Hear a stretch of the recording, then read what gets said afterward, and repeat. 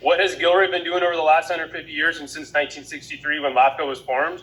We built out our city well beyond the current availability density of our downtown and transit corridors to allow only single-family homes, and now 75% of our land is single-family.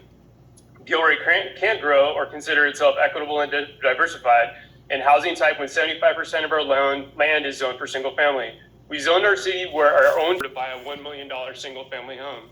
Have space, and we don't have spaces to rent, and have added to our income inequalities. We are decades behind in housing production because of past constraints, lack of programs, policies, and funding. In the last 150 years, we built 56 farm worker housing units and only 39 supportive housing units. This may have worked in the past, but now these homes are out of reach for most families. We need to course correct and continue to create a diversified housing stock to meet the needs of our residents. Data from our housing element shows that 21% of households are extremely low income, making less than 30% of AMI. 38% of our population is ages 24 years or younger. They live, play, go to school, and work in Gilroy. Our draft housing element will create programs to build missing middle housing. This is in addition to staff's effort in developing an inclusionary housing ordinance requiring a percentage of affordable homes in each development. I commend Gilroy staff for making the corrections and strengthening our programs while implementing them into our future work plan since our first draft housing element was released. We have 40 opportunity sites identified in our housing element that were approved by our Planning Commission and City Council recently. They will all be built for multifamily units.